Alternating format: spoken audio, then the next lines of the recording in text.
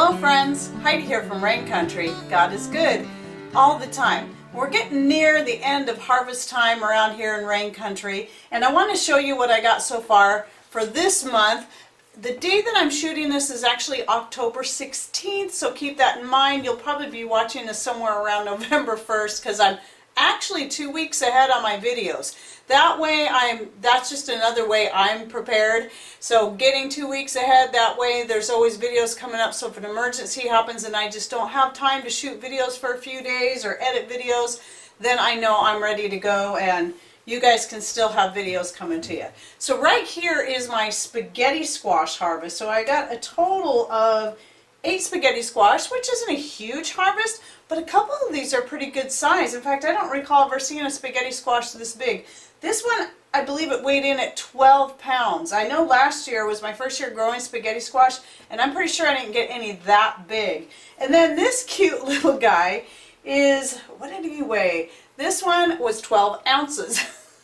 But anyone who's ever grown spaghetti squash or eaten it would know that this right here is probably enough for a serving for each Mr. Rain and myself. So that would, I'll probably cut into that one tonight for dinner. But and then this big one over here, this one we would get quite a few meals out of just this one spaghetti squash, so I'm very happy. Now for those of you who are following me on Instagram and places like that, you might have seen the picture of the squash. I'll go ahead and put it right here, of the spaghetti squash that got itself wedged into the cattle panel. And on my own, I couldn't push it out there, and Mr. Rain was down in California helping his dad at the time that I found it that way. But when he got home, he was able to just push it. So, you know, he's a little taller than me, so that does help. And, of course, he's stronger. So I was glad he was able to get it out there without us having to cut it all to pieces. But anyway, these two were the last two. They were really late bloomers. These ones were all done when these ones just started growing, which was really kind of funny, but I hadn't seen that before in my squash. But that's okay. And the great thing is not only will this probably be enough to last us all throughout the rest of the year, I still have spaghetti squash in the freezer from last year because I kept forgetting I had it in there. So we're good on spaghetti squash for the two of us. So it doesn't matter that, though I plan on growing more pumpkins and spaghetti squash and just squash in general than I did this year, I know that we're still good because the same thing applies to the pumpkins. I have so many bags of pumpkins from a couple of years ago. I grew a lot of pie pumpkins and then froze them up, so I'd always have them on hand for pumpkin pies, and we've been eating on them for a couple of years and I still have lots out there. So that was why now is a good time for me to experiment with some other pumpkins. So one of the experiments was this one, and yes, pie pumpkins are supposed to be small, and I knew these ones would be pretty small, but these are way smaller than I expected. And looking at the package, they are supposed to weigh somewhere between 4 and 5 pounds. My biggest one, which I believe is this one or that one right there, 2 pounds. But I am curious to see what the flavor will be like on these, and at least try them. And if I really am happy with the flavor, I may try growing them again. And yes, some of these are not quite ready yet, but my plants are starting to freeze. And these, when I set them in the window, I don't know what anyone else does, I usually just set them in the window inside, and they will continue to ripen in here and turn orange. And I haven't had any problems with that in the past when I've had to pick my pumpkins early. Now the pumpkins, I don't have the seeds. Now this is the one that I grew this year, these little tiny guys. It's called the New England Sugar Pie. Now the one I usually grow is called the Luxury Sugar Pie Pumpkin, and I get those seeds from Baker Creek Seeds or rareseeds.com if you want to go check it out. Now this big old guy back here is over 17 pounds. This was an accident. I don't have an interest in growing big pumpkins like this. I don't know what variety of pumpkin it is. I couldn't figure out what it was for a long time because it came up in a spot that in the squash patch, but not where I had planted the seeds, because I planted them on the peripheral on each side of where the potatoes were growing. And which, by the way, is why I know I didn't get as many pumpkins as I thought, because the potatoes grew so fast and filled up the area so quickly that it really kind of crowded out a lot of the squash plants, so a lot of them weren't able to grow fast enough to be able to get above the potato plants so that they could they could really grow. So I only really had a few squash plants this year. But anyway, I finally figured out where this one came from. Was the neighbor. She had given us, she had a pumpkin she had bought just for decor and had it sitting out on her deck. And when she was all done with it, she says, hey, do you want this to feed your chickens or use as compost? I'm like, yeah, sure. And so I threw it in that section, thinking that the chickens would eat all the pumpkin seeds and whatever. But when I really saw the size of that, I'm like, okay, it's clearly not a pie pumpkin. And then I remembered that. So that's where it came from. So I'm curious to see, you know, what we can use that for, because we don't celebrate Halloween. We do still do Thanksgiving, but all the other holidays we're not involved in. So I don't know, maybe I've never used a big pumpkin for making pies. So if anyone's got some suggestions, go ahead and put them below, because I don't think I will have cut into it by the time you see this video. So I'm really curious as what your ideas are. Now, I didn't get any butternut squash this year. The one that I've grown before that did really good for me was this one. It is the Rugosa Violina Gioia. And this one did really good for me a few years ago when I grew it. And this year I tried a new variety. I cannot remember what it's called. And I didn't get the seed pack in here. But it was another one I got from Baker Creek. And I didn't get anything. But again, I don't think it's really a problem with the seeds. I think it was the problem with the potatoes just crowding everything out. But what I did get, and I don't know if this was supposed to be maybe a butternut, and it cross-pollinated with a pumpkin, possibly. It's the only thing I can think of, because I know I didn't plant anything like this, nor have we ever bought a squash that looks like this.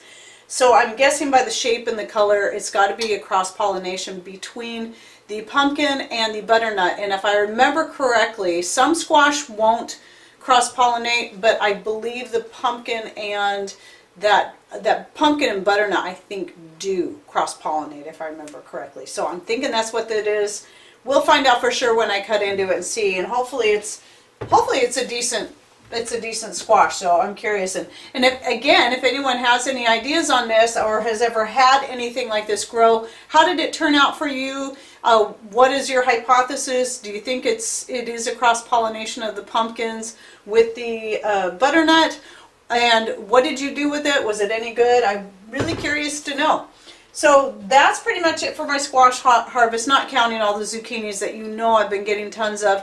They have finally quit. Yay! I mean, I am blessed. I am so glad that we had a really great zucchini harvest and that I've been able to find lots of things to do with my zucchini.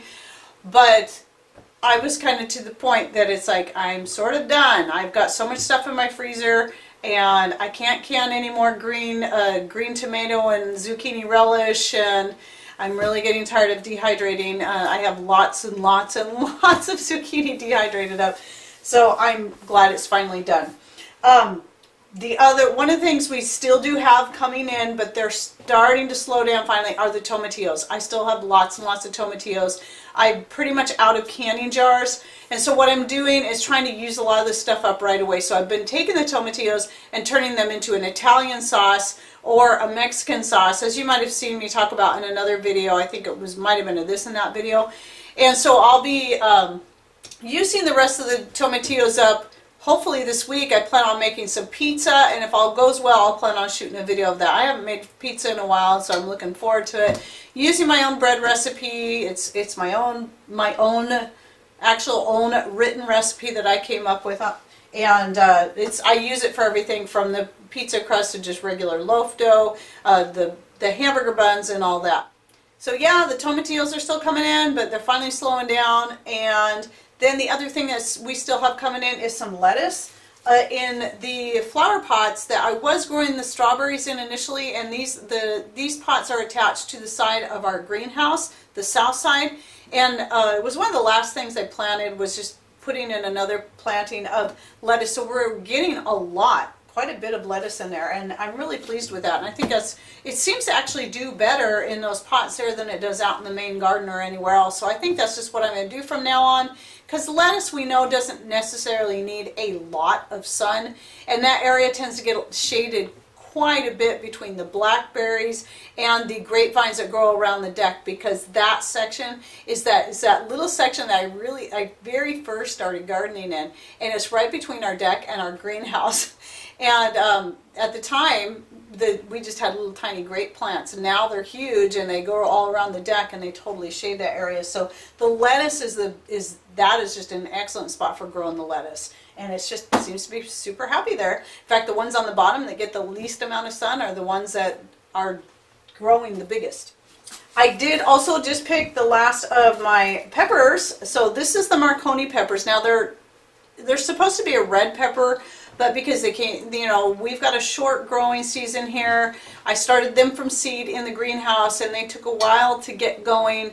So they're not really, a couple of them did start to turn red. In fact, I have one down here, but this was after I picked them. But this is the last of them. I actually have quite a bit. I was surprised at how many I got off of just 3 plants, all of them in pots. And I got these seeds originally from Jen at Jim in the Nut House, and I forgot to plant them. I think it was last year I was going to plant them and totally forgot I had them. This year, thankfully, I remembered, and I'm happy to see how well they did for me.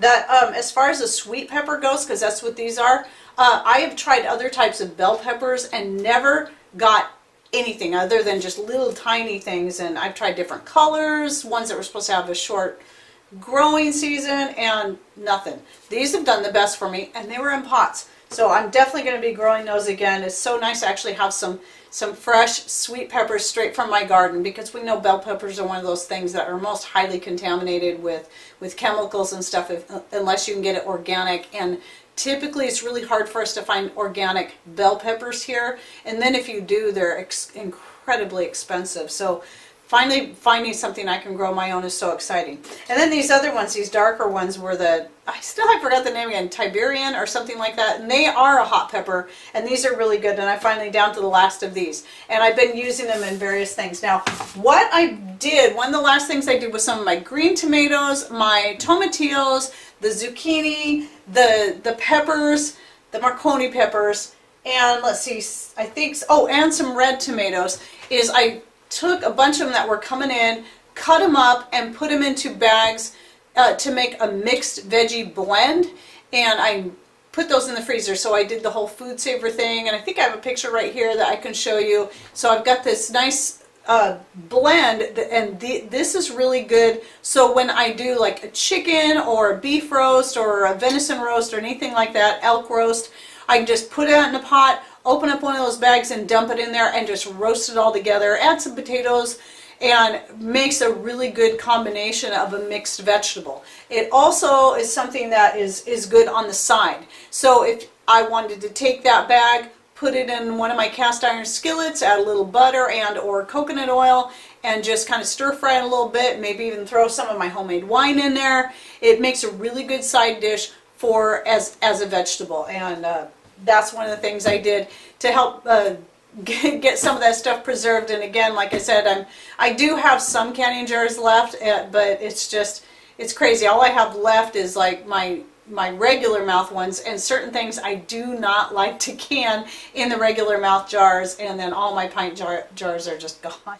It's really kind of surprising that I went through so many jars, because every year when we go garage selling, I always manage to find a good amount of canning jars, and so I'm adding to my canning jar collection every year quite a bit. And yet this year I cannot believe this is the first time I've used. Obviously what this means is that I have more food preserved now than I ever have, ever. And so that's pretty great.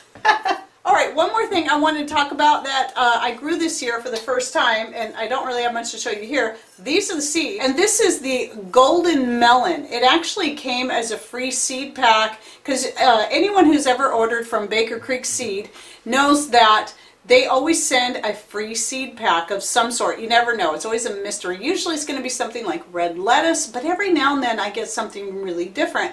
And one time I did get the golden melon. Now, a couple years ago I tried to grow it. They germinated, but then they never grew. They just got this big and then quit. Now this year I did get quite a few plants and put them in pots, and they did okay. I only got one melon out of it. So as you can see by this picture, it was only just big enough to fill up the palm of my hand.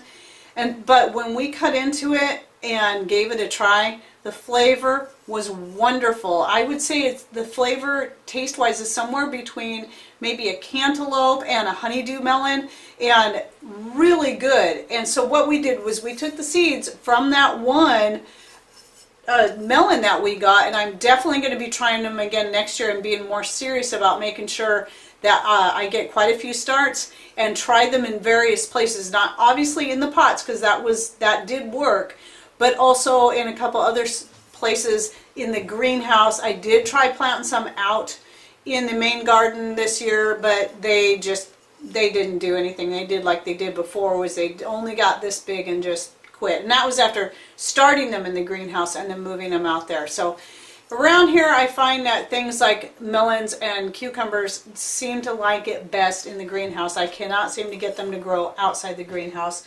But this was actually the only melon that we ever got, ever. And so this was pretty exciting. So I'm definitely going to be trying these again next year, and maybe even another variety. I'm guessing they're supposed to get a little bit bigger than the palm of your hand, but I know they're not a very big melon to begin with, but I am totally cool with that. I would much rather grow a small, very tasty melon and actually have a melon that I can grow myself than to try to grow bigger ones that maybe we don't like as much or maybe just don't even do as well. So hopefully with the seed that I saved from the melon we grew ourselves, hopefully we can get maybe a better harvest next year than just one melon. So we'll see what happens next year. So I'll be setting those aside and marking them, and I'm looking forward to see what kind of harvest we can get from those next year. I actually still have some more elderberries drying on my wood stove, or next to my wood stove, not on it. And we doing pretty good on the elderberry harvest this year. I know it might not look like much, but of course, you know, these are dehydrated, so they're not taking up near as much room.